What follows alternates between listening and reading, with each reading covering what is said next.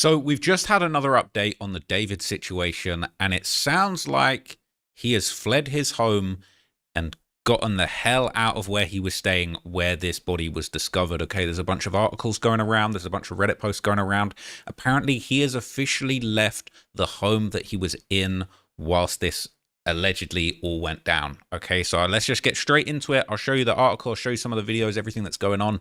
But yeah, it's looking like David is getting the hell out of here. Okay, so this is a Sun article. It says, one more dance. Singer David flees $20,000 a month home after odd music video shot just weeks before girl was found dead in his Tesla emerges. And the homeowner has even spoken out about the search. So he was renting this property 20 bands a month. All right, on top of sending 9 bands to all these, you know what I'm saying, these Apple Pay accounts, this guy had a lot of overheads, man. Must be expensive to keep a secret, man. But this is a little video at the top of the article, and then I'll get into the article, explain everything that went down. Police discovered decomposing human remains wrapped in a bag we now know belongs to Rivas. Eyewitness News has learned that she was found wearing a tube top, black leggings. She also had a tattoo on her right index finger that said, shh. Sometimes, especially me doing music and things like that, it kind of gets hard to kind of navigate the bridge between your faith and your flesh.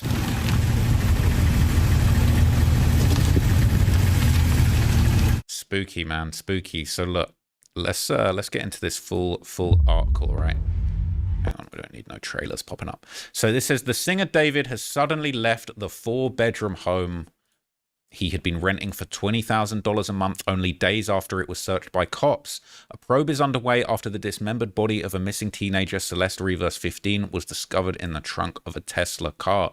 So this is an image of the cops searching the home in Los Angeles that David was renting. They're taking out evidence. Sounds like they got a bunch of stuff. They got computers. They're saying the search took place just months after his song One More Dance was released. Now, this is the blood on the white shirt again. You know what that symbolizes. It's very twisted, man. As I said, Rivas' body was found on September the 8th, months after the music video for David's track One More Dance was released. In the chilling clip, the artist, real name David Anthony Burke, played both a killer and a victim. At the start of the video, he was blindfolded, wearing a blood-stained white shirt, and seen dragging his victim by the feet before being seen belting out lyrics from a makeshift grave. David, 20, has not been charged in connection with Rivas' death, but last week cops searched the Hollywood Hills property that he was renting. Okay. It says the singer had been living in the $3.6 million home that had been rented for him by his manager, John Marshall. But Maldon Trifonovich claimed that Marshall asked him to end the lease, as reported by the Mail. Okay, the agreement began in February 2024, around 2 months before Rivas was last seen. Marshall is said to have already started hauling his and David's belongings out of the home. They didn't want to be there anymore, Trifonovich told the outlet. He believes the pair will move out of the home this very week. Trifonovich previously told Rolling Stone that he was shocked after cops carried out the search. He said he was informed about the developments by his real estate manager. Until then, I had no idea anything had happened at the house or what was going on with David and the missing little girl. The landlord empathetically stated that he didn't know David. After searching the home on September 17th, 2025, cops were seen carrying potential evidence. One cop was seen carrying what looks like a computer screen, according to footage shared by the ABC affiliate KABC-TV. Several items of evidence were recovered and will be analyzed by detectives in the coming days, the LA Police Department said.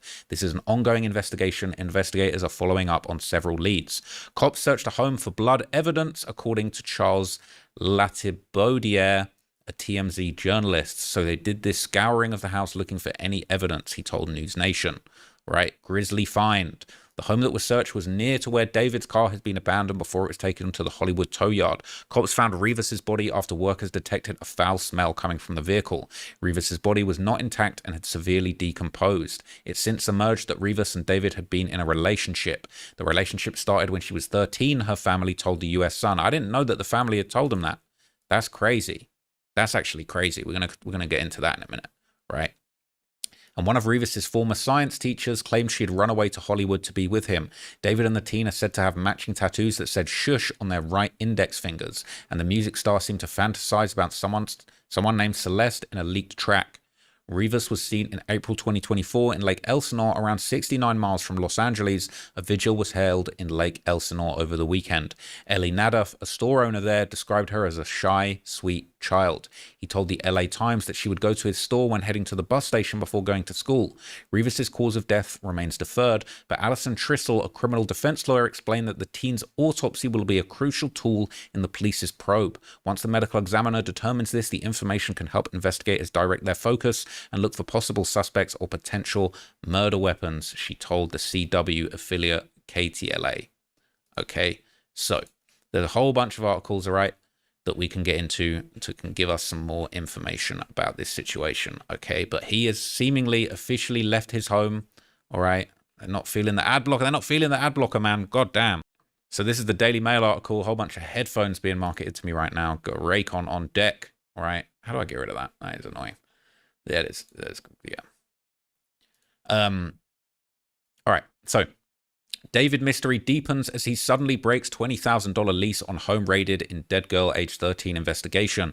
David and his manager have abruptly broken their $20K a month Hollywood lease just days after the police raided the property in connection with a dismembered body of a missing teenager found in his Tesla. Okay. The Tesla had been abandoned for 4 days near Doheny Place and Bluebird Avenue, only blocks away from a 4-bedroom home rented by Burke's manager, Josh Marshall, when the 20-year-old singer had been staying. Now, look, there's been a lot of talk about how far away the car was found from the property, and I think there's some credence to one theory that actually maybe he'd have told somebody to move the car, and they maybe drove it a couple of blocks before smelling and realizing, yo, something ain't right with this, and abandoning it, and perhaps that's why it ended up getting towed, okay? But the fact that it was found only blocks from the home rented by Josh Marshall is definitely suspicious. Police stormed the property on September the 17th, seizing bags of evidence, including a laptop, okay? And this is all the stuff that we already heard. This is him with all of his blood-stained white shirts, very creepy, right? Very twisted, okay? So this is some actually interesting background information about the landlord. He said, "This has all just been a big shock. I'm still trying to process everything, and I'm anxiously waiting for the story to conclude itself. It's very disturbing." Trifonovich, an AI developer and crypto investor, hasn't had any direct contact with the LAPD and isn't sure what was found inside the home or what kinds of tests were carried out. Okay, and that's his manager. That's David's manager, Josh Marshall, apparently, who was actually on the lease. And then this is the home. It is a beautiful home. The rental above was raised last week. Homeowner Molden Trifonovich told the Daily Mail he's since negotiated to break the lease amid the ongoing investigation. Beautiful home, man. Absolutely beautiful home, wedged right into this little corner spot. And 20 bands a month that he was paying there. So he was clearly getting to that money, man. 20 bands a month is absolutely crazy. It's unclear whether detectives plan to return to the $5.1 million home, which actress Halle Berry once owned. All right? That is actually messed up, okay? In the meantime, the landlord, Trifonovich, hopes that the mounting questions about Rivas' disappearance and the circumstances of her death will soon be answered for her loved ones. Like everyone else, I want to know who's responsible for this and how a little girl's disappearance could slip through so many layers of responsibility. Are more people responsible for this other than the immediate ones? Who else is to blame? It's terrible. You never imagine for 1 second that a property you own could be dragged into something like this, but it's a very safe neighborhood with lots of security, and the police will have plenty of surveillance footage to work with. Okay, so he's saying there's a bunch of surveillance. The LAPD in the search said the search of Burke's rental yielded several items of evidence that will be analyzed in the coming days, right? Just beautiful, beautiful property, man. Trifonovich said he hasn't had any contact with LAPD and is unsure what was found during the search or what kind of tests were conducted inside. Okay, so they're following up on several leads. All right, they're looking into the property. There's a bunch of these images that we've seen recently in recent videos all over this place. All right, so it's actually crazy. So apparently David has retained counsel. He's got top Hollywood attorney Blair Burke, who hasn't returned any requests for comments, but he previously represented Prince Andrew, creepy Prince Andrew, all right, who was allegedly rolling with Jeffrey Epstein, and Kanye West. Maybe not as much of a creep, but definitely a moron with some very questionable views. Okay, police officers here raiding the Beverly Hills home that Burke's manager had been renting. No charges have been filed yet. But everybody is watching and waiting to try and get to the bottom of this thing, man. And I think there's more pictures of the property being searched in this article. Let's check those out here. All right, there's over 15 images of the home. LAPD said the search yielded several items of evidence. It's a beautiful home, man. 3-car garage. Absolutely lovely. Beautiful outdoor seating area there. More pictures of them together that we've seen already. But yeah, I'm kind of trying to see more pictures of this home. Beautiful home, man. He was really living it up, but apparently doing very nefarious things behind the scenes. So this is a Rolling Stone article. Okay, the owner of the home spoke to Rolling Stone, and David was linked to that house, blocks away from where the body was found. Oh no, another paywall. So later on in this Rolling Stone article, it says neighborhood sources previously told Rolling Stone that the dented Tesla with Texas license plates had been parking in various places around the neighborhood as far back as May. TMZ was the first to report the home was rented by David managers. Man. So Celeste's mother reportedly told TMZ that her daughter had been dating someone named David before her death. Okay, and people have followed the career and seen numerous pictures of them together. The Rivas family declined to speak with reporters assembled outside their home on September the 17th, but a friend who visited the house described her as a sweet and studious teenager, saying that she previously attended Lakeland Village School with her own child, and it's so sad that the friend told Rolling Stone she was very beautiful. Okay. Burke seemed unfazed leading up to the victim's identification. The fashion companies Crocs and Hollister pulled back on a campaign that featured the musician. Crocs is crazy because she was wearing those Hello Kitty Crocs that was in the wanted poster in a picture where she went backstage with him. But the brand said, we're aware of the developing story with respect to the current situation. We've removed the campaign content featuring David while the investigation continues, the brand said in a joint statement sent to Footwear News. Okay. So there's going to be other articles that we can touch on. All right, let's see what else this one says. So here's an interesting tidbit from ABC7. It says the cause of death is still being determined, and the LAPD's robbery homicide division is leading the deaths investigation. But the case is not yet a homicide investigation because the authorities still don't know how she died. And the case really is currently relying on the medical examiner determining a cause of death, which apparently is proving difficult, and no arrests have been made. So there's some more information about the search of the home here on this News Nation article, okay? So this says that the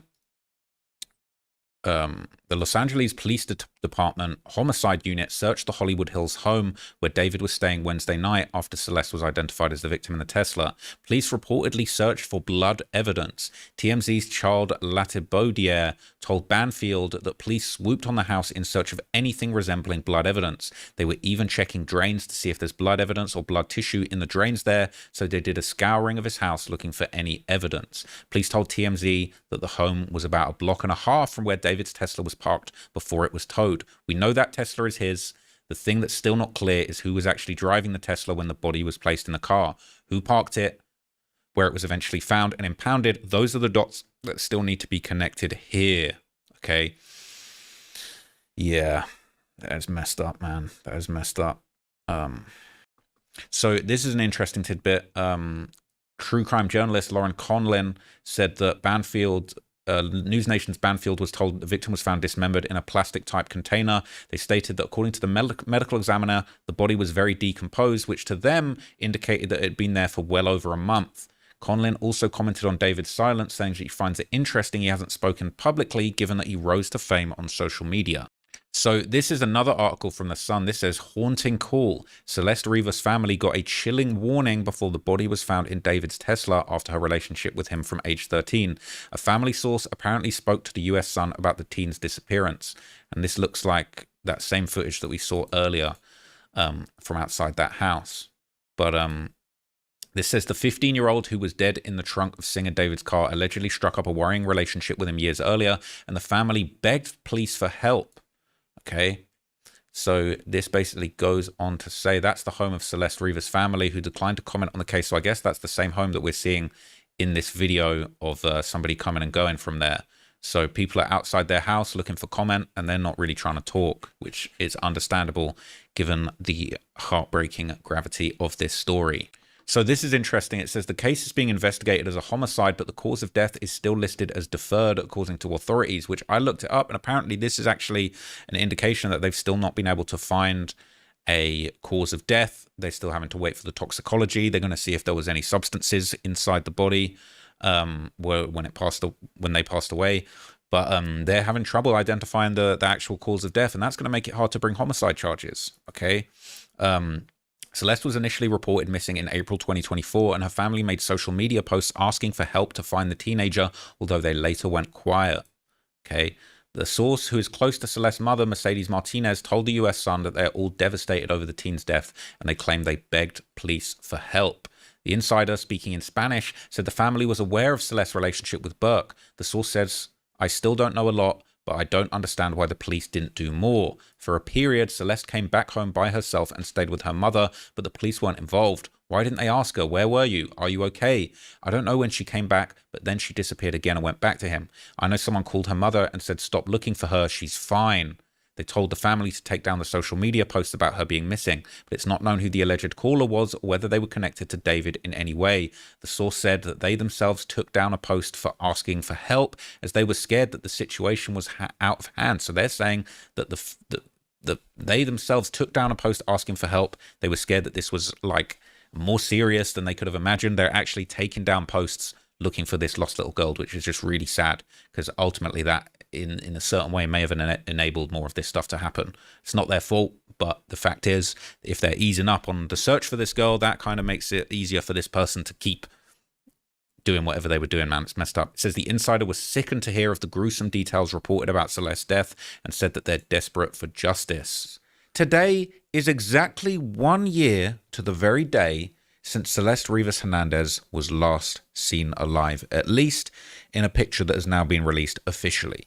This is the young 14-year-old girl that was found deceased in the trunk of a Tesla belonging to the singer David, towed away from a couple of streets away from the Hollywood home that he was living in.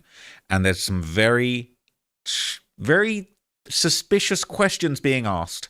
And we're finally seeing this final picture. There were pictures going around of what looked like David and Celeste out the night before New Year's Eve back at the end of 2024 going into 2025. That was the last picture that we had seen of Celeste out and about, alive and well. There'd been rumors that maybe January the 2nd was the last day that she had been seen. This is something that the private investigator Steve Fisher had put out there publicly. He had let everybody know that this was the last time that she had been seen. And now the photograph, the last living photograph of her, has circulated. And unfortunately for David, it ties back to him once again in some of the most suspicious ways possible. So there's a whole bunch of posts I'm going to break down to you in this video. And let's start with what Steve said when he posted the picture. He put this on his Twitter. He said, 1 year ago today, January the 2nd, 2025, is the date of the last known photo my investigation has uncovered of Celeste Rivas Hernandez. It's important to emphasize that law enforcement investigators have access to more extensive resources and may very well have images or evidence from after this date. This is not to suggest that anything specific happened on that date, only that it is the last confirmed time and date-stamped piece of evidence that I have showing that Celeste was alive. According to the image's metadata, the photo was taken at 5:05 p.m. on January the 2nd, 2025, and geolocation analysis shows it was taken in Baldwin Hills, California. Now, what's really interesting about this, here's the image I'll show you in full. It's a very interesting image. It shows Celeste. In my opinion, it appears very clearly to be her. And it's in an interesting location. It seems to be sort of on a roadside, near a property, a gated property. There's sort of a pathway going off there, but there's some very interesting things in the comments that I want to point out. It says, this image represents the last confirmed proof of life of Celeste Rivas Hernandez, January the 2nd, 2025, 5:05 p.m. in Baldwin Hills, California. There might be more evidence. This is the last publicly verified date-stamped confirmation that she was alive, and it's a critical piece of evidence. Now, straight away in the comments, our boy David is getting cooked, okay? He posted this, says, pictures I've taken instead of dropping an album, and somebody has circled this little product here. Can I zoom in?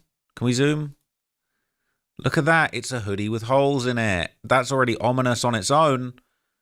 Already ominous on its own. People said David. And I like when they address David personally, because I feel like it kind of gives like a, you know, it's kind of sticking it to him a little bit, because there's still been no accountability in the situation yet. So David, it's interesting how the sweater she was likely last seen wearing, your sweater, shows up here posted by you one day after her last confirmed proof of life, January the 2nd. She was found wearing a tube top. Coincidence? Only you know. People saying good catch.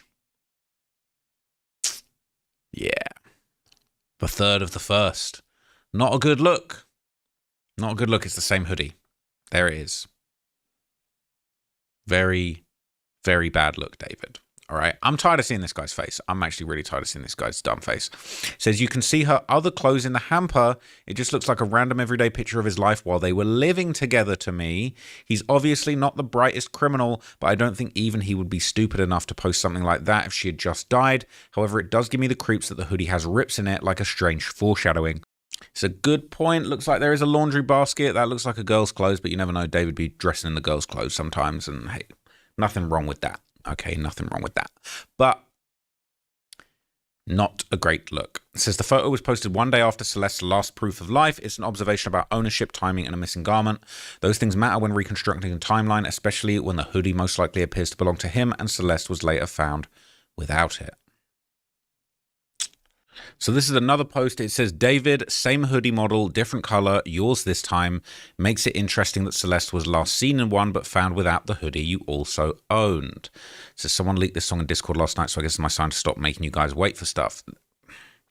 It is ominous. Obviously, it doesn't mean anything. These hoodies are produced with all these rips in it, but it's a little bit creepy, right? People saying they were probably matching. Very weird to be matching with your underage GF, but hey, I don't know. I don't know how you guys get down. It says, what a sad end for this young woman. I know we change a lot throughout life, but she looks different in almost every photo. He traveled a lot. Was she left alone? I can only imagine the sadness of seeing her family seeing these updates. We don't know if they really did everything they say they could. He was saying, guys, just a question. Don't attack me. Is it certain that this young woman is Celeste? He was always with someone who looked like her. I think the police will do facial recognition, right? The woman in this photo seems to have a piercing between her eyes. Or am I imagining things? Those darn hoods were all the way over her face. People say, I don't see any piercings, but it could be someone other than Celeste. Is there any confirmed pic of Celeste's side profile out there that can be used for comparison? I don't think that could be that's not necessarily a piercing. I think that, in my opinion, looks just like Celeste, but if it. And she looks small. But hey, if we want to cope and we want to act like this David kid is such a effing pussy ass bitch, I rock with that comment, I'm not going to lie. So basically, just this picture has been doing the rounds on all the Reddits, and people have just been giving their opinions on it, saying this is the last proof of life for Celeste 1 year on. People said, poor kid, I hope this wasn't her last night. And they have actually geolocated exactly where this photograph was taken. And there is actually a full Reddit post that kind of digs into this location and where it was found. They're saying this is the last location. It's on Hetzler Road in Los Angeles, I believe. And this is the last location she was seen alive. I guess it's up towards Santa Clarita. Oh, no, that's Santa Clarita up there. My LA geography... California geography is not the best, you know. I do be spending time there, but I don't know, you know what I'm saying. I guess, what's that, near Beverly Hills? That looks like near where he was living-ish. I guess he was up in the hills, that'd be up here. People saying, how did you find it so fast? Good job. This guy says, I'm a PI in another life. I wish, all right? Maybe Steve Fisher is hiring an understudy. It says, it's Celeste's last known alive location found by SF and not the official evidence, so we don't know exactly where she was last seen alive, but law enforcement would have more on this. Good luck. Well done with the picture. How did you find this? What date was the photo taken, if real? Wow. SF posted the photo. Again, I do feel like SF is a little bit crazy with, you know, with drip feeding this information to the public, but hey, if that's how he wants to do it, that's how he wants to do it, man. But yeah, this has been going around a whole bunch of subreddits. Everybody's been kind of looking into it, just, you know, really just mourning the loss of Celeste. We all want justice for her. Rest in peace. It really is sad, everything that went down. And, you know, it's been, like I say, it's not a year anniversary of her being found, but it's a year anniversary of the last day that she's officially been seen, and people are just desperate for an update. And this is just another different subreddit, but they're all noticing the same things. Playboy Carti's alt account also noticed that was the hoodie there. People saying, does anyone else look at this dude's pictures and think, man, what a total effing cornball. He was a cornball for sure. He's a cornball for sure. And he thought he was him. That's the thing. David thought he was him. And it turns out, if by him you mean a suspect, then yes, he is him. He is indeed him. All right? But he really thought he was him. I might be reaching, but it looks like she's wearing a tube top, or at least a tube top or tank top underneath that holy hoodie. You can see the skin of her upper back, but lower on the hoodie you can see a black shirt underneath. Good catch. Oh, no way. Is that true? tube top. I personally can't see that. Are they saying that that's skin and then that's cloth of a hoodie? Obviously, the reporting was that she was found in a tube top. So if that's the case, who knows if that's actually when the murder took place, the alleged murder. That is crazy. It says you're right on the unedited photo. This has to be around the same time she died. It doesn't have to be, but they did say she was found in a tube top. That confirms what he said himself. The photo made my stomach drop. So sad. So people have been asking, was the photo of her double head on the tree in his knife photo the day before, or are they from the same phone? I think this is around the time she was killed. Also, keep an eye out for that jersey hoodie she has with holes cut in it. Maybe one of them is wearing it. So the photo of the mirrored head image of Celeste The mirrored head image of Celeste next to tree at night was taken on December the 30th, 2024, just before midnight. The image of David waving the knife around was taken a few minutes later. Both photos were taken in the vicinity of Figueroa and 3rd in downtown LA. Says, to be honest, I'm kind of exhausted in all the theories of what we're speculating because none of us know the truth. We just know this young lady passed away by the hands of this predator. Allegedly, justice for Celeste. We need to see justice at some point, okay? They're saying this is an image posted on X with the filter removed. It looks like it does match the color of the sweater found in his room. People saying it looks like it's right near the Culver City staircase. I tried to see if there were any events on that day specifically, but I couldn't find anything in that area besides potentially a film festival that might bring them there. But I did look up the address and it's eerie. You can see basically exactly what she must have been seeing. People saying RIP Celeste, she probably had nowhere to go. She was at risk and taken. Yes, because they have broken up, but she was still staying with him, probably scared to go home. What's interesting, it says the January 2nd, 2025 post on his Extra David account of the death by smoking billboard is literally right next to this location. Wow. If this is the Culver City stairs, which is making me think that she was definitely probably alive during the beginning of those weird Japanese scenery photos. That's very interesting. I wouldn't say it's right next to it. A 13-minute drive's pretty close, but I wouldn't say right next to it. But hey, that, you know, you pop over there, take a little snap of the stop smoking billboard. I don't think that we for sure know she died on January the 2nd. That's just the only pictures of her being alive that we've seen in the public. So this is the actual location of this picture. Interesting. Wow. So that was that from his More David account. Wow. So is that depicting it's the same posts and the same railings and like this is like the Culver City walk? Damn, that's crazy. People saying good thinking, Ginny. If anyone can pinpoint Google Maps as such, this overexposed image might help. I'm not talking about the location of Celeste's photo that others already targeted. The photo that Ginny shared from David's posts. Interesting.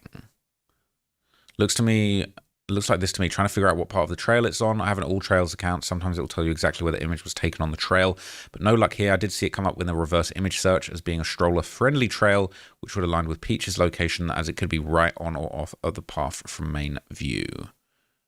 Wow, skills. So they found it. Is this the exact spot? Is that the exact spot? People saying the picture doesn't even look like her. I think the picture looks exactly like her, to be honest. Let's be real. It says it's interesting that Baldwin Hills has never come up before, as far as I'm aware, in any discussion of David in Los Angeles. Historically, Baldwin Hills was known as the Black Beverly Hills for becoming the center for the black middle and upper class. Especially from the 1960s onward, it attracted prominent black actors, musicians, and professionals due to its beautiful homes and views, despite restrictive covenants initially barring minorities from areas like View Park, which eventually integrated, creating one of the largest, wealthiest African-American communities in the nation. Why did David take Celeste there? I don't know, but I've talked about restrictive covenants in videos before, and that definitely was a very bad thing, restricting certain groups of people from having properties in certain areas. So yeah, that's an interesting little reference. But anyway, so he has a whole camera full of footage of her. He only released a couple of photos of her. It's David's old camera. And I kind of get where they're coming from with this comment. It says, I wish he would stop dribbling information and release all the images already. So is he just going to trickle the photos for the next couple of months? Releasing the photos doesn't harm the investigation. He also should probably give her family those pictures if he isn't going to show them to the public. And then this is the Baldwin Hills Scenic Overlook. Baldwin State Park, located in Culver City, California, 26 minutes from the Vieira House and Doney House. Wish we could see the actual timestamp of the photo, but apparently we do know it. It's 5:05 p.m. 2025. Yeah, super creepy that the shirt has holes in it. Are the pictures of her all covered up with baggy sweatshirts and covering her face, or is there photos of her with David without being covered? No, because he was probably taking the pictures for him. He was probably taking them because she wanted pictures to prove that she was with him so she could tell her friends. That's why he covered his face and hers, but it came from her accounts. You've never seen her with anything revealing on either. She's been covered up since she's been with him. What little girl in these days and times doesn't want to show off their body? She was being controlled. I don't think... that's crazy. And it's now come out, I can't believe that I'm seeing this, it's now come out that apparently a chainsaw was found inside the home rented by David. I'm not going to lie, I want to hear more information on this, and of course it seems like this information is coming courtesy of our our favorite internet sleuth, SF Investigates Steve Fisher. Now, I'm not going to lie, I don't think you need a chainsaw inside your home, maybe outside your home, maybe in the garden shed, but a Hollywood Hills home without too much of a yard as far as I'm concerned, I don't know if you need to be having a chainsaw in there. But let's find out what's going on with this, because this is just sounding like more absolute insanity. Police popped the trunk of a Tesla that was found abandoned in the Hollywood Hills and discovered the dismembered body of teenage runaway Celeste Rivas Hernandez. There has been a ton of speculation. There has been a ton of suspicion, and all of it has centered around the singer named David. It's pronounced David, but it's spelled with a 4. You can see right down there on your screen. The Tesla was his, and Celeste was his underage girlfriend, and he has not been seen in public since his world tour. It was a... Now, what I think is interesting about this, a lot of people, including myself, I'm very careful about how I speak about this situation. I don't want to get in trouble. I don't want to get sued, but also you got to keep it real at a certain point, right? And I've been very careful to always, as much as possible, kind of not give David bail, because that's not what we're trying to do over here, but be careful with my words, but they're saying it was his teenage girlfriend. They're saying, look, that's, bro, News Nation are deeming it appropriate to be able to say that was his underage girlfriend. Like, that's, yeah, bro. It's abruptly scrapped. He hasn't said a word in public about any of this.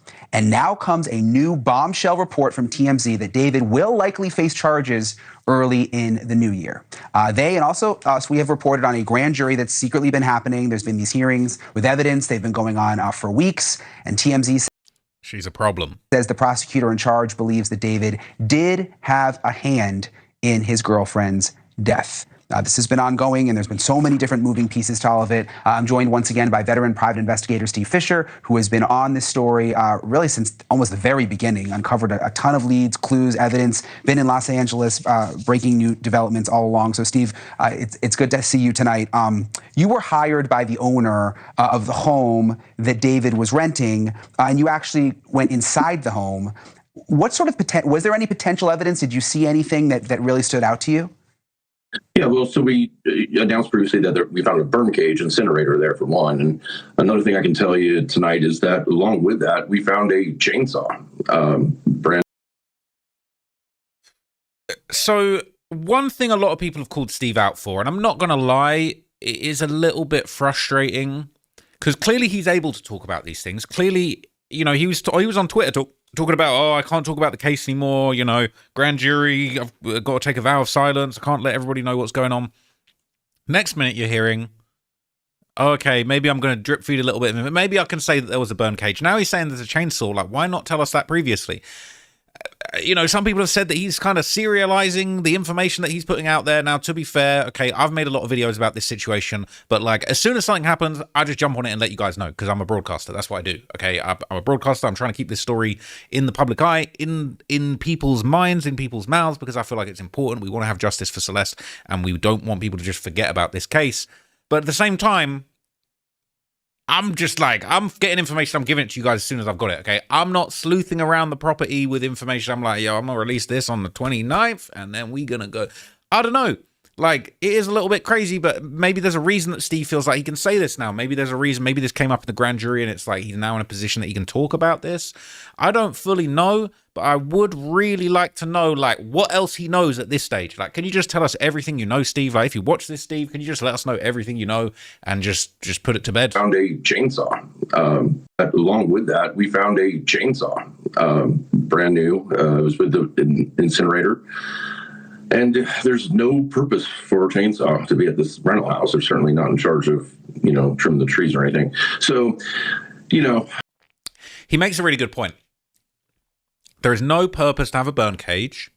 There's no purpose to have an unused chainsaw. Because it's unused. People are going to say, oh, well, it's unused, so it didn't... Yeah, it was unused at that point. He buying burn cages, he buying chainsaw. What else is he buying? What other stuff is he buying that could get rid of a body? And I'm not going to lie... When he said, oh, there were sadistic items found at the house, there was rumors that it was, farming equipment. We're hearing about this burn cage. Now we're hearing about a chainsaw. It's like, how many different ways was there? How many different plots were there going to be to take apart this body? And this is a real person. Celeste is a real person, a 14-year-old girl who was found dead in the trunk of his Tesla. But to really tell me he had a burn cage, he had an unopened chainsaw, and there's still no charges is insane. We can't say exactly, it was unused, just like the incinerator, but I think, it could go to show some intent of what this plan was, because whatever happened here, like it wasn't a finalized plan. She was not meant to be left in that Tesla on Bluebird Avenue. And so, the plan got upended. Yeah, and I want to ask you about the burn box in a second. I think that's what you burn. Is that what you? So he's saying that the plan got upended, right? And I think that's interesting because it seems like there was a plan. It seems like there was a bigger picture. There was a vision of how they were going to actually get rid of this body. And I say there's rumors that there's multiple co-conspirators. It might not just be David that's being looked at by, well, we know it's not just David being looked at by law enforcement, but there were seemingly multiple plots, multiple orders. I mean, probably Amazon, right? Probably ordered the burn cage off Amazon. Let's be real. But could have been somewhere else. Could have been Home Depot. I don't know. All right, but it doesn't matter. What matters is that clearly there was some kind of clandestine plot to do something. This isn't a property that you need a chainsaw. You're a rich, successful, singing weirdo. You don't need a chainsaw. You're not tending to your garden. And the fact it was unopened probably also suggests maybe it was part of a plan that didn't end up going down.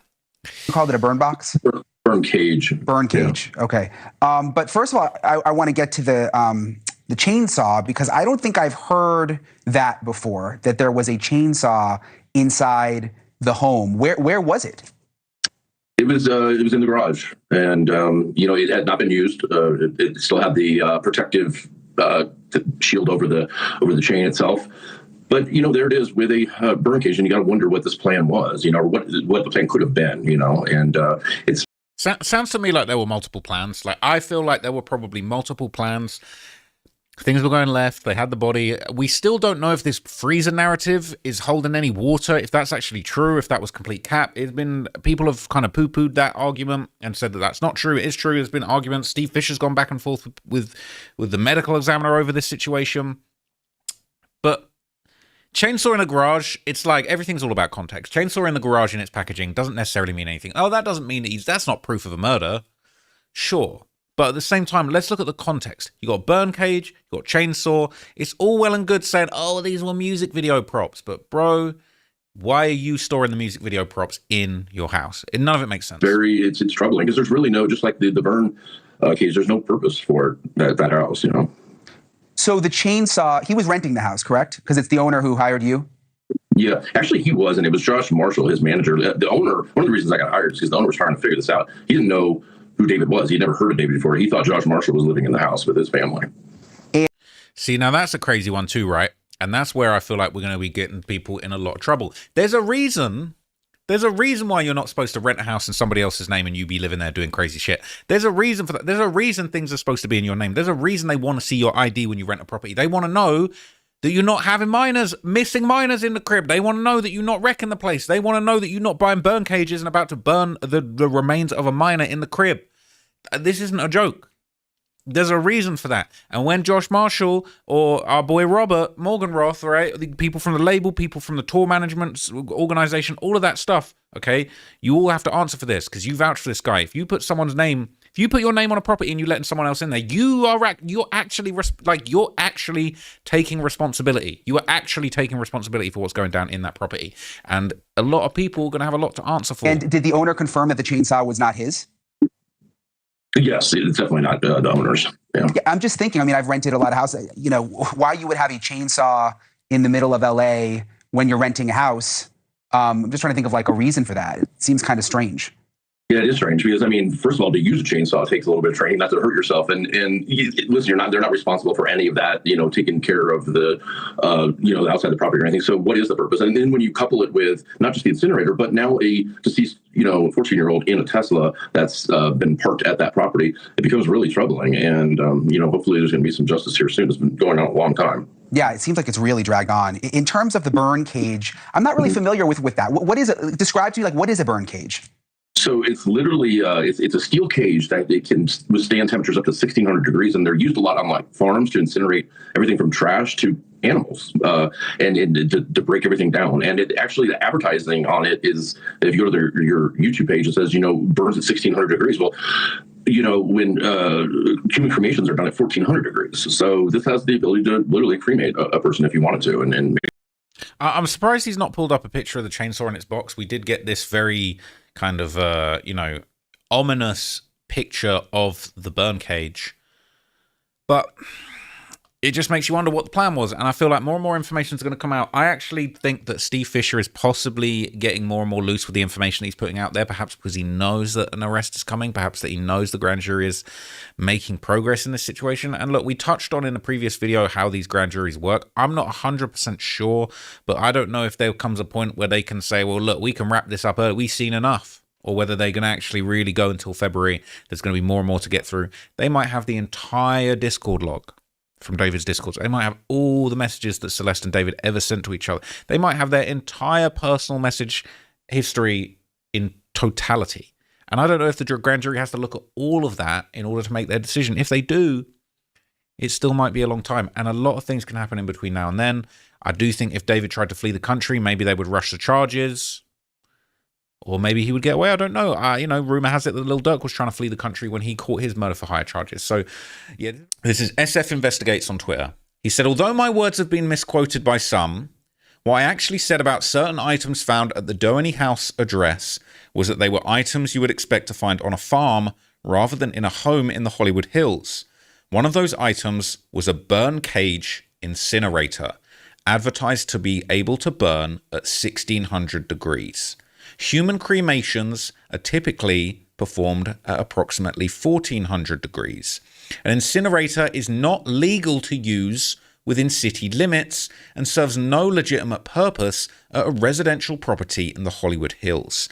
Some will argue that this item was intended as a prop for a video. If that were the case, it raises several obvious questions. Why would a 55-pound burn cage be delivered to a private residence instead of directly to a prop designer or production house? Why would it be ordered before departing on an extended world tour? And why was it never used in any video production? It's also important to note that there were additional items present that could have been used in conjunction with the burn cage. To be very clear, this burn cage was not used. It was still new and in the box. However, given that Celeste Rivas Hernandez's remains were ultimately found in the Tesla's frunk, the presence of an incinerator at the same residence associated with that vehicle necessarily raises questions about intent. The burn cage was not taken during the search warrant because it was not used, and it appears it's not of any importance to any possible criminal investigation. But I think it's important context. Even if not criminal, the burn cage and other related items were delivered to the residence under a false name, although the deliveries were accepted at the property. Attached is a photograph of the actual burn cage incinerator as found at the residence, along with an image from Dr. Burns' advertising materials for the product. Now, this is creepy as hell. Now, not only is this insane that the police apparently didn't think a burn cage, an incinerator, apparently, hey, it's not important for the case. That don't mean nothing. Yeah, it's not been opened. Ain't no use. Are you crazy? And this is an image from the marketing materials. It says this burn cage incinerates up to 1,600 degrees. That's hotter than a cremation. This is bizarre, right? This is very interesting. It would be interesting to know when this was purchased. And what I think is really interesting that he points out, it was ordered under a fake name, but it was accepted. The delivery was accepted at the property. So you can't say, oh, it was a mistake, it was an accident. I have nothing to do with a burn cage that was ordered. Like, I was not even ordered in my name. Wait a minute. You accepted the delivery. What the hell?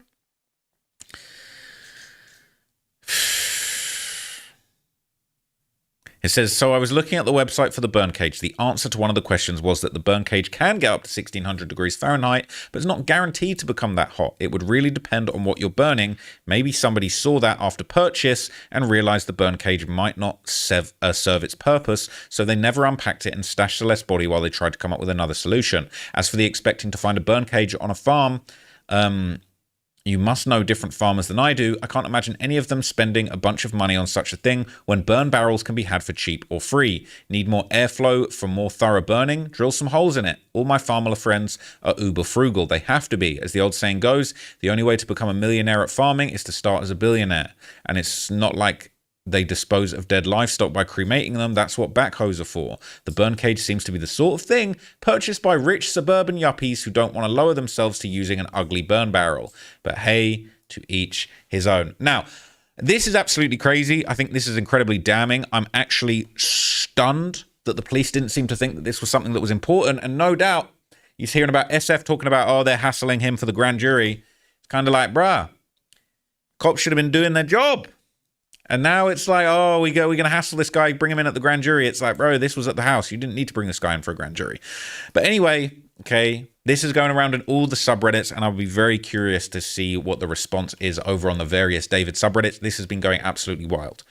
All right, people are saying they're really happy it's finally been clarified. A lot of people really didn't respect the fact that he basically was saying, no, I'm not gonna say what I found. I'm gonna keep it top secret. I can't say mystery. Ooh, it was some sadistic tools. I agree. I thought that was super lame and pathetic. Like, either tell the people what's going on or don't. Either keep it secret or let us know. Don't be dropping clues and hints and all teaser. Oh, next time on SF Investigates, just let us know. And he has let us know now. And I wonder whether maybe he didn't let us know because he was scared of the police or the grand jury or whatever the investigation was. But it says, very important thing, SF said that the cage was ordered before going on the tour in Europe. There's interesting detail in SF's post. That may be Steve's usual tease that he has more info to share. Is his comments also important to note that there were additional items present that could be used in conjunction with the burn cage? Oh my God, edging me. Just tell me. People are saying that could just be gasoline or fire starter. He is a twisted fire starter. He says maybe that's why he was scouting rural areas in Santa Barbara in the middle of the night. He knew damn well he couldn't use that in his own backyard because the neighbor would call, or even the fire department itself would be called there just from the smoke and smell alone. Maybe when them wildfires were going off, maybe that would have been a good time. Could you imagine if David was the one who started the wildfires in California? That'd be crazy. Said maybe you got cold feet. Even the rural parts of Santa Barbara are still too close to the city lines. Ran out of time. That's why her body was still ultimately found in his frunk. It says it's important to clarify that Steve Fisher prefers to refer to the Vieiro Drive mansion as the Doheny address, which it technically is in some of the listings of the home, but referring to the Vieiro Drive mansion where the burn cage was at as Doheny may confuse some people. Following the case with respect to the 804 Doheny house that TMZ will not acknowledge and Steve insists is not important, despite facts and photos that seem to suggest otherwise. It says, I don't understand. Wouldn't that provoke enormous amounts of smoke? There was a famous case more than 10 years ago in Spain where a father, Jose Breton, burned his 2 infant kids alive after giving them sleeping pills to take revenge for his wife leaving him. On a day that he had the little ones, he burned them in a private property belonging to his parents in a rural part of Andalusia. He, of course, said that someone stole the kids and he'd been searching for them a la O.J. Simpson in the golf fields. In the trial, it was revealed that the fire brigade's technology had detected smoke on that date. I was surprised that, as I didn't know the fire brigade technology was so advanced. It says, where would David do that? If it was in the countryside, wouldn't the fire brigade intervene? If it was a private property in the countryside, whose property would that be at? All right, it's very interesting. It says, yes, it would. He wouldn't be able to do that in LA because not only would someone have called the cops for all the smoke, but the smell as well. I don't think David burned the body or it would have been stated. He didn't, but they're saying he was going to. All right. It says, however, if he were to do this, he would need to do it in an area far outside of LA to prevent anyone from smelling anything and calling the cops. It says, yeah, her body wasn't burned yet. Perhaps he was scouting a good location to do that. Potentially Santa Barbara. We get the gist. It says, I thought this was from age beginning, but he said evaporate. It said, you know the worst part of all of this? This guy's lawyer can refute several things. How infuriating. The product was unopened. He could claim it was meant for something else entirely, not specifically for that house. It's getting nerve-wracking. But ordering it under an alias and accepting it is also weird. All right? It is weird. People saying this explains the Santa Barbara trip. He was trying to find somewhere to burn her body without triggering the cops. Also, a burning body smells. He needed to do it in a remote area where the homes are far apart. The smell wouldn't have been able to reach people's homes. It says another detail in SF's post that makes me wonder if something symbolic or just plain weird was used for a fake name. Yeah, we already had that. It says they wanted to delete all traces of Celeste, like she never existed in this world. She speaks loud from the other side. She can't be silenced. That's facts. And she's going to have justice, all right? There's going to be justice for Celeste. It says there was a fire that day in the area. Remember the California wildfires? Maybe they thought they could blend it in with the fires. That's a real possibility. Now, that is one of the most interesting theories I've heard, okay? And we've seen all these little hidden disappearing messages talking about the fires. I don't know. Right? They're saying that's crazy. Why do you think Steve is sharing this? Why don't you get flack for it? Probably now because it's far enough along in the investigation. Now, what I do think is interesting, okay? What I do think is interesting is a minute ago, Steve was talking about, oh, I'm not allowed to talk about this case anymore. I'm going to have to take a step back from talking about this case. Next thing you know, we got a whole essay about what he found in the house. What changed? What happened? Like, it really wasn't long ago that he was saying, oh, look at this piece of scrawling on a toilet paper. They've asked me to appear in court. Like, I've been ordered to appear in court.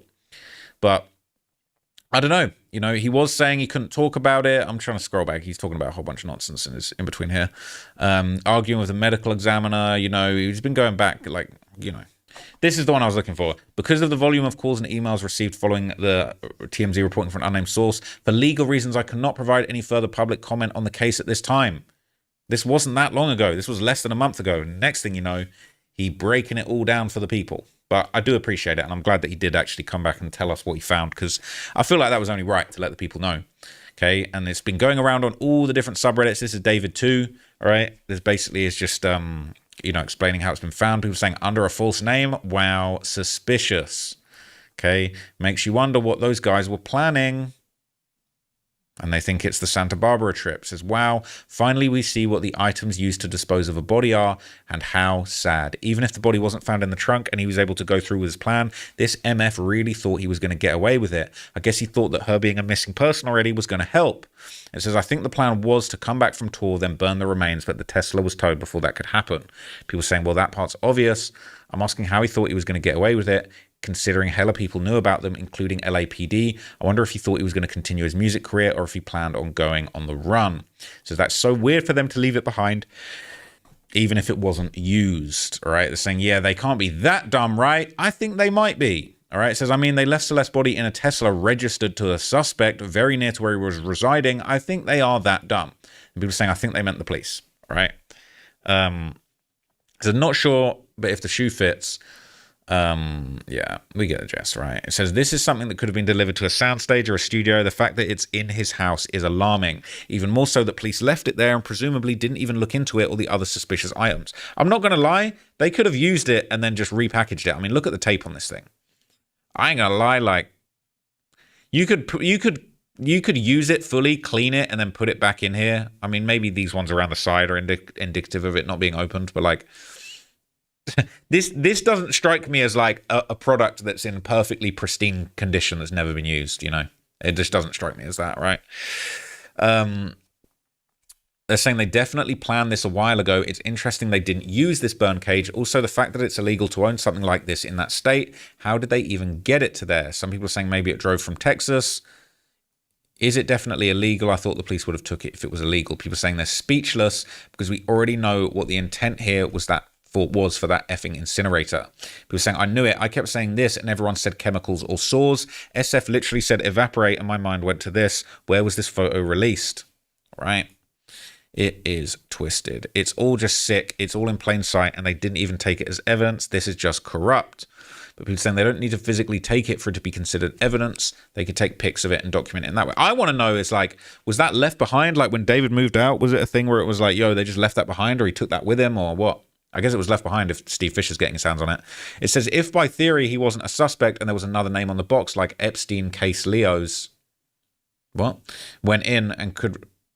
Epstein case law enforcement officers went in and could record what they found, but some things either labeled as another person, which hasn't been communicated as the defendant or suspect. They could take pictures unless confirmed as evidence in the active car, which they were searching the house for. This doesn't make sense. Says, well, that's suspicious. I wonder why they had means of disposal. And still just left her in a car registered to his government name. It seems very rushed to me. Maybe they thought someone was onto them, or maybe they just figured since he was on tour, nobody would suspect them. Was he planning on returning to the car and recovering the body? It just doesn't make sense. These monsters. People saying they didn't expect the Tesla to get towed. Maybe they had someone move it around and the person stopped doing his job.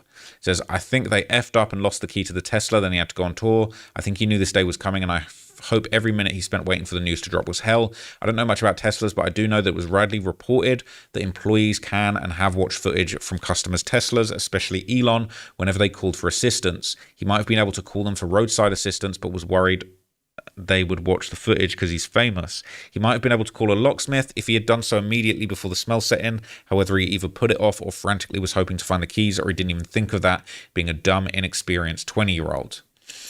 It says, I know a lot of people mentioned that LA police are useless when it comes to investigating S crimes. Well, that's one hell of a thing to leave behind in a murder investigation. If the police didn't take pictures of it and it's not in evidence, then that's one huge F up by the police department. It was also delivered with a false name. No reason for a musician to have that. Okay.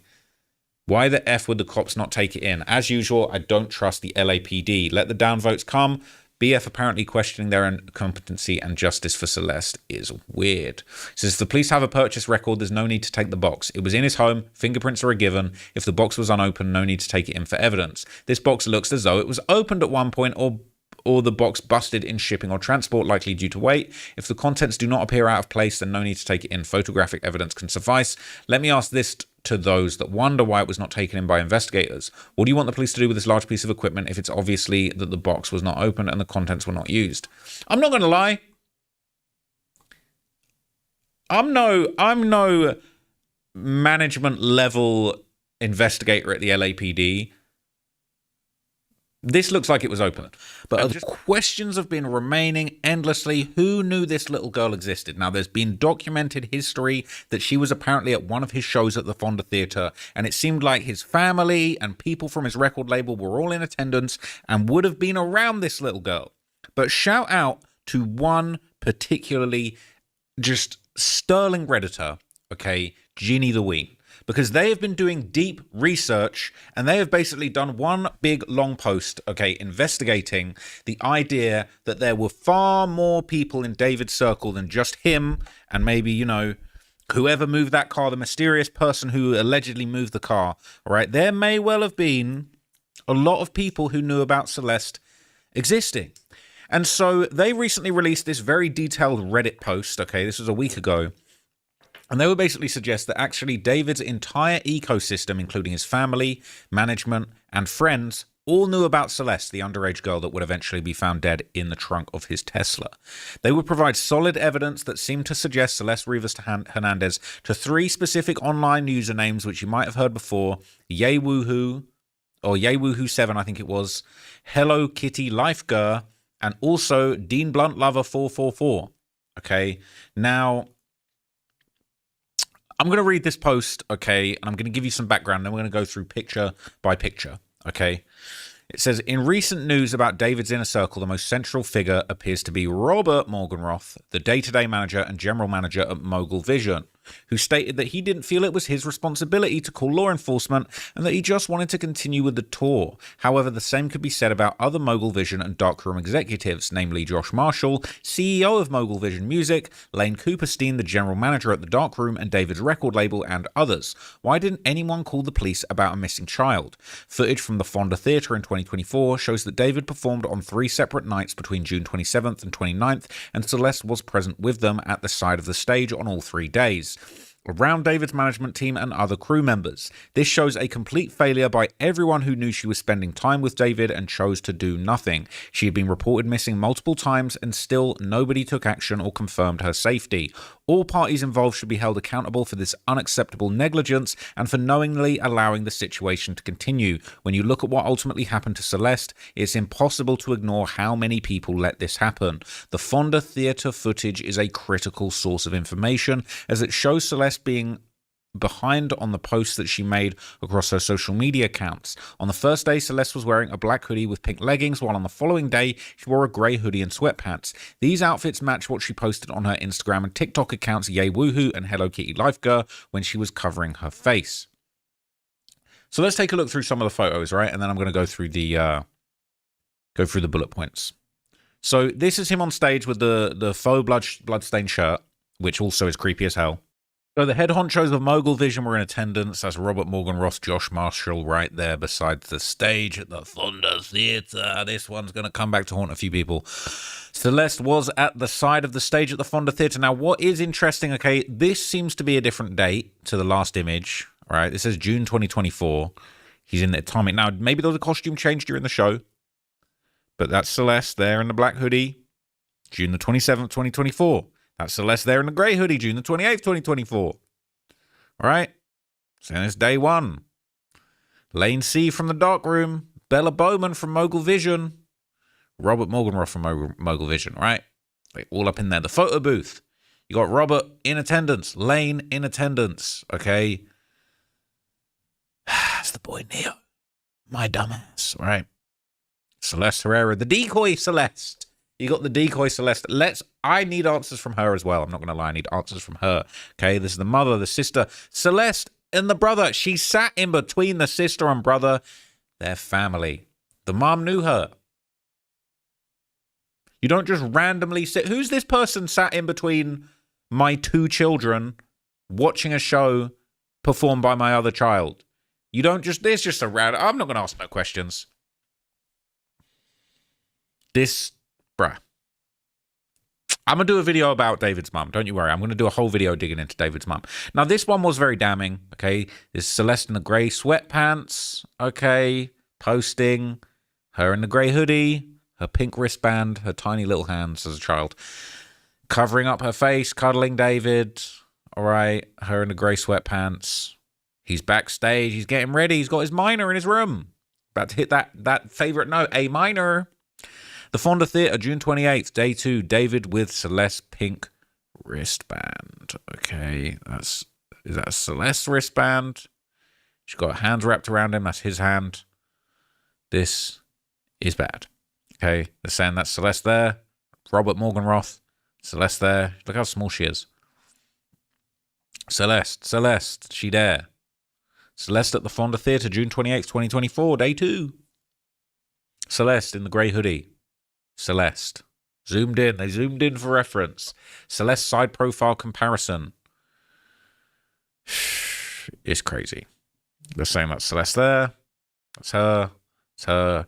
This is a child. It looks like a child. Ain't no, oh, I thought she was. No. No, ain't no, I thought she was. Side profile comparison. They got the TMZ video from September the 8th, 2024 from Lake Elsinore. All right? It's a problem. This is a problem. Got pics of her all over the shop. Visible red hair, same facial structure.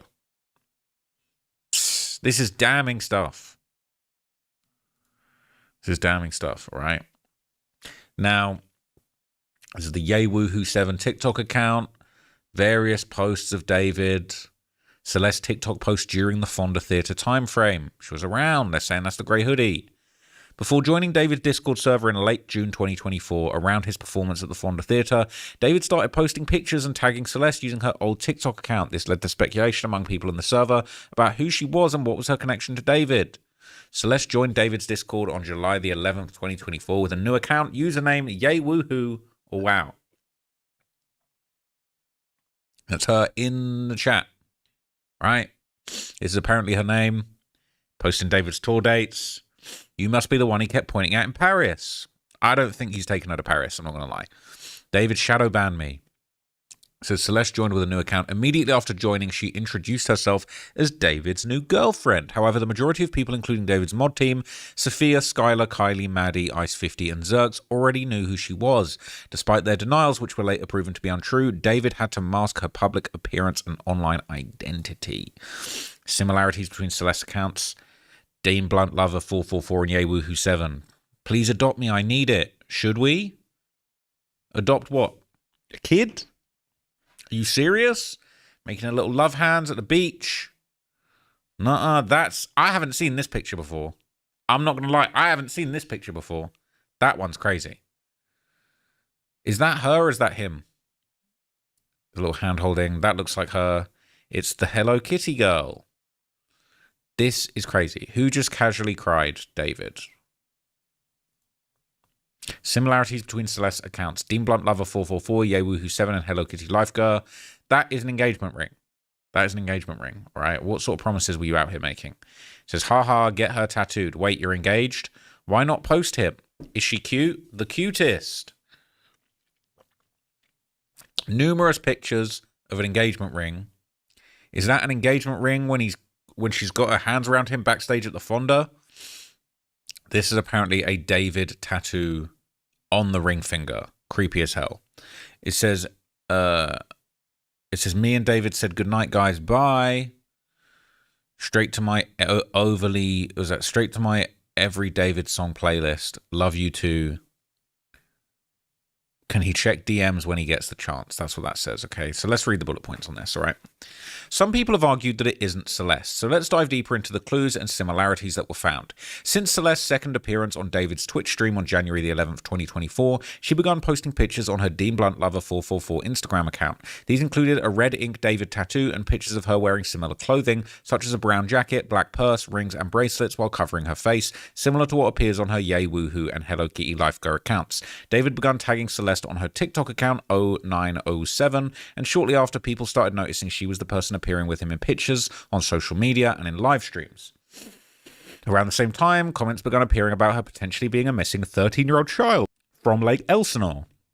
After realizing that people were coming to David's Discord server and commenting on his social media platforms, he made sure that her online identity remained under his control and made necessary changes to her appearance.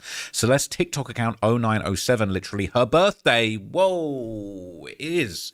It is. That's her birthday, September the 7th. Had its username changed on March the 7th, 2024. Looking into the account, and that allegedly would have been, they said that he basically took her, allegedly picked her up to take her to the movies on Valentine's Day of 2024. She never came home. That's when she was declared a missing persons. Stayed with him for a few days. That's when people started emailing his management saying, send this missing 13-year-old girl back. And then miraculously, she gets sent back. All right. Next thing you know, within a month, less than a month later after this debacle, changing the username on the TikTok account. Looking into the account change log data, it appears the same account was linked as Yewoohoo7. Celeste appeared at her cousin Esmeralda's graduation in May 2024, still showing the same dark hair color, which continued the following month. Running away from her home in Lake Elsinore for a third time mid-2024 around David's 3-night Fonda theatre shows. What the fuck? June 27th to 29th, Celeste appeared backstage with David's family in red dyed hair. At this show, she looked different, resembling the same person seen in David's tags connected to the Yewoohoo and Hello Kitty Life Girl accounts. A few other pictures were posted around David's Fonda theatre show, suggesting that his close circle was aware of Celeste, as she was staying with him backstage and was around the side stage the entire time, surrounded by his management crew and other people. She was wearing the same clothes seen in her social media posts and covering her face. For the first time at the Fonda Theatre's second show on June the 28th, 2024, David performed his upcoming song, There Goes My Baby, live, and around this time and just before Celeste joined David's Discord with a new account, Yewoohoo/Wow, he tagged her in multiple posts and shared stories, including the song's cover picture, which appeared to resemble Celeste on a swing in a remote landscape. All of this suggests that this David song and its cover were heavily influenced by her. People in David's Discord began speculating about who this person was. More pictures begin circulating around this time frame. David in the car with Celeste's hand reaching out, cupping his chin, with a bit of the visible red hair on the side. And in another picture, straightened dark auburn hair while kissing again with her face hitting. You can also see the red ink David tattoo on her left index finger. There's been a lot of debate about whether this was really Celeste. Some note she normally has thicker curly hair, whereas this looks straightened and thin, and that her skin tone appears darker, while in the pictures she looks paler. A logical explanation is that the selfies were taken in David's Tesla, where lighting is tricky. Bright interiors and windows can dramatically affect how hair and skin tone appear. The pictures were taken midday with direct sun exposure. In one picture, her hair looks darker and another lighter, again due to the lighting. Other factors such as the camera angle, filters, and photo editing also affect how she appears. The same applies to her skin tone. In some pictures, she looks very pale, while in others, she appears a normal olive brown shade. A clear example is looking at David in the same selfies. The lighting makes his skin appear lighter than usual, and the same effect applies to Celeste's hair. In this bright environment, Celeste's naturally curly hair appeared frizzy and straightened, while from other angles, it appeared darker. We see a similar situation when Celeste appeared at an influencer Noor's birthday party. During this time, she also posted an Instagram story on her Hello Kitty Lifeguard account, showing herself with David at the Hollywood Hills mansion. There are also discussions suggesting that people believe Hello Kitty Lifeguard and Ye Woohoo could be Cassandra, aka Cassandra Rose, or Celeste Herrera. However, none of the evidence actually supports this. Cassandra was just a big fan of David and even got one of his shirts at one of his 2023 shows. She has an actual tattoo of David on her right forearm, unlike Celeste, who only has a small red ink David tattoo on her left index finger. Some Cassandra's TikToks were posted showing a small red ink tattoo on her finger, but it's hard to read what it says, and it was on the opposite hand from Celeste's tattoo. As for Celeste Herrera, there are no clues suggesting that it was her. Celeste created her Ye Woohoo or WoW Discord account on July the 11th, 2024, and immediately joined David's Discord. She began interacting with members of the server, and she introduced herself as David's new girlfriend. She started posting various pictures, including her red ink David tattoo and an engagement ring. She also shared pictures of herself and David backstage at the Fonda Theatre and showcased her TikTok YeWoohoo7 account on this TikTok account. She had also linked another burner Instagram account named Wowness2, which is very indicative that it was Celeste, as she was following her brother and sister and cousin there. The sister and cousin accounts were also following each other, and notably this account included Esmeralda and Celeste's aunt Dora as followers. The very next day, she participated in a group call with David's fans and Discord mods. At the time, many of the moderators denied knowing Celeste, but this was not true. They did know her. During the call, they were watching and reenacting David's song and lyric video, There Goes My Baby. Interestingly, her voice can be heard in the group call, and from the voice comparison videos I've made, it's safe to conclude that Celeste is behind these social media accounts, and we've talked about and covered those voices, but we can check that out. There's a voice comparison here. We'll check that out. All right. The last indication of Celeste with her changed appearance was at influencer Noor's birthday party on July the 27th, 2024. Reports when her body were found noted she had a matching shush tattoo with David, but there was no mention of her red David tattoo. A possible explanation is that Celeste had the red ink David tattoo on her left index finger as early as January 2024. The last known picture of her with it are from July 2024, around the Fonda Theatre timeframe, and again at influencer Noor's birthday party in late July 2024. David got his shush tattoo around September 2024, but we don't know the full details of what the LAPD has found, but it's possible that Celeste got the same shush tattoo as David around this time, since small tattoos can fade quickly. It's reasonable to think that the red tattoo faded and she may have gotten the shush tattoo on her right index finger. In conclusion, it's hard to ignore that YeWoohoo7, Hello Kitty Lifeguard, and Dean Blunt Lover 444 and all her other accounts appear to be actually Celeste. This is the voice comparison. Can we hear it? Hang on. I'm not going to lie, I feel like this is about to be damning, okay? This is David and Celeste voice 2, the alleged proof and comparison of her voice being on his own Instagram, or on her Instagram and the Discord. Let's hear it. Why are you doing this, yo? This is not this. Can we delete everything?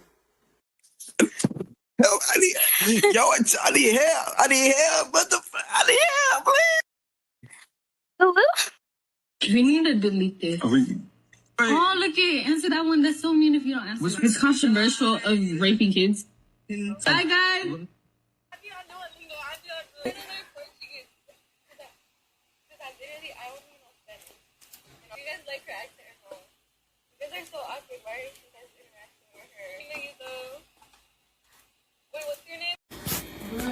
Look, I'm not going to lie. Sounds a lot like her to me. Why are you doing this, yo? This is not this. I mean, saying this is David with Celeste backstage at the Fonda Theatre. Oh, there's a clip. I've never seen the clip. So this is a private moment between them when they were together, allegedly. This is how they behaved together. Careful, careful. Nearly. Nice try, the devil. This is what they was on.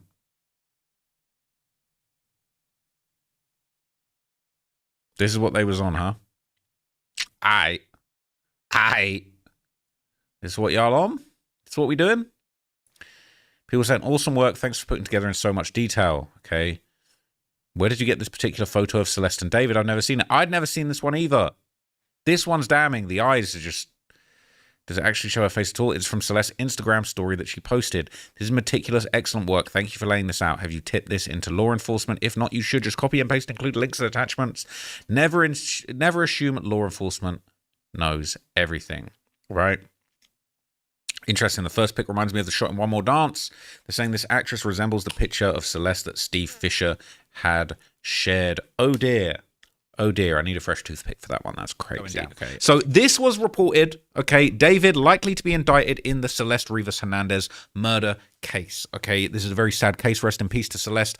We're trying to keep her name alive. We're trying to keep this story hot and warm because everybody needs to like raise up a fuss until something actually happens, until we get justice. We all need to raise up a fuss. We need to keep her name alive. We need to keep this story alive. Okay, but also the prosecutors that are working on this case behind the scenes, and a lot of people have said, "Oh, what are the, what are the cops doing? Why aren't the cops doing anything? They've been so quiet." Well, look, the prosecutors, the district attorneys, everybody that's working on this case apparently is very serious players. So apparently, leading this indictment is Deputy DA Beth Silverman. Okay.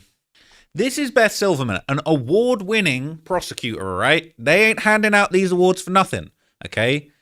And this is serious. The honorees of this award, this is in 2021, the honorees of this award were recognized for outstanding investigative work, untangling a multi-layered fraud scheme, aiding in a cold case murder, okay, murder probe, organizing a training program designed to improve the safety of first responders and people living with mental illness. Now, there's a lot of different staff members that have been honored, but specifically, all right, Beth Silverman, who is actually pictured up here, okay, it says Deputy District Attorneys Margaret Rizzo and Beth Silverman received the Centurion Award for Excellence in Cold Case Investigations with Technical Support. They were recognized with a team of agencies that utilized investigative genetic genealogy to help identify a suspect who now faces murder charges in connection with a 1986 killing of a Burbank woman and a 1981 slaying of a woman found in Montclair. This is who's on your case. This is who's on the case. Okay, so it's going to be a long day. The David case is moving slow, but she going back into the vault. She using new genealogy to get people down on 1986 and 1981 killings. And you've got people facing murder charges. Now, apparently, she is indeed nicknamed the Sniper for her deadly accuracy in securing the death penalty in cases. Check this clip out. We were in for a enormous fight. The prosecutor they assigned to the case had never lost. She liked to pick off people with the death penalty. That's apparently her, all right, in this series that they were talking about. Now, for the record, this case that Netflix trailer is from this film Long Shot, all right? This is a short documentary film about Juan Catalan, who was arrested for a murder that apparently he didn't commit, okay? So he did go toe-to-toe with the Sniper, all right, and apparently ended up beating it, okay? This was a crazy case where they actually used footage from Curb Your Enthusiasm, raw footage from Curb Your Enthusiasm to prove his innocence, basically. And apparently that footage proved that he was at a Dodgers game and instead of committing the murder. So, and this is an LA Times article where it basically says LA County prosecutor Beth Silverman was nicknamed the Sniper because she had never lost a murder case. But one of probably her most infamous, realistically, probably her most infamous hat, okay, is this guy, the Grim Sleeper. Okay, this was a 2016 case. It's probably her most famous prosecution. This was a serial killer who basically was responsible for at least 10 murders and one attempt in Los Angeles, California from 1984 to 2007. He basically took a massive 14-year break from his crimes between 1988 and 2002, but he basically eventually got caught and his trial began February 2016, and it would be the Sniper that would basically put him away. And she did pretty much catch the hat, right? On June the 6th, 2016, an LA County jury sentenced Franklin to death. Now, he died in prison, okay? It was very, very unusual. It said his cause of death was never released, but you know what I'm saying? He would have still been out here serial killing if it wasn't for the Sniper putting him away. Okay, so that's still that I give her the body. I'm not going to lie to you. I feel like she took that piece of dirt off the streets. And hey, he died in jail. You know what I'm saying? R.I.P. Bozo. Like, who cares? But basically, this was a huge case. This was infamous for her, and basically, this kind of is how she built her name. As far as somebody who is not scared to put the needle on fools that do crimes in L.A.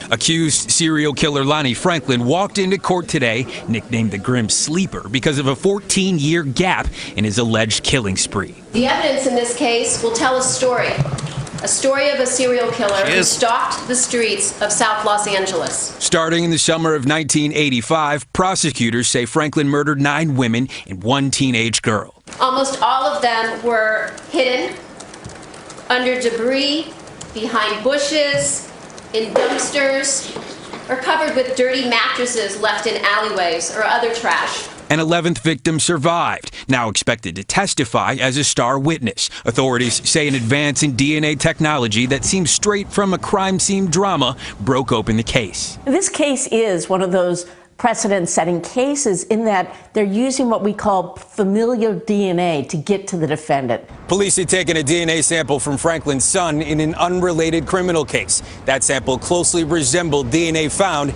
at the Grim Sleeper crime scenes.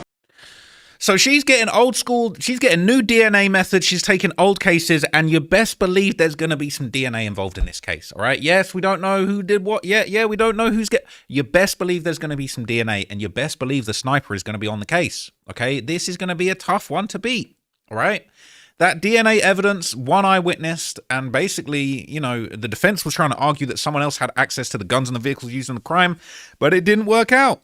And Beth, the sniper Silverman, was able to put this fool away into jail with the death penalty, and eventually he would lose his life in jail that she put him away in. So, you know what I'm saying? Shout out to her.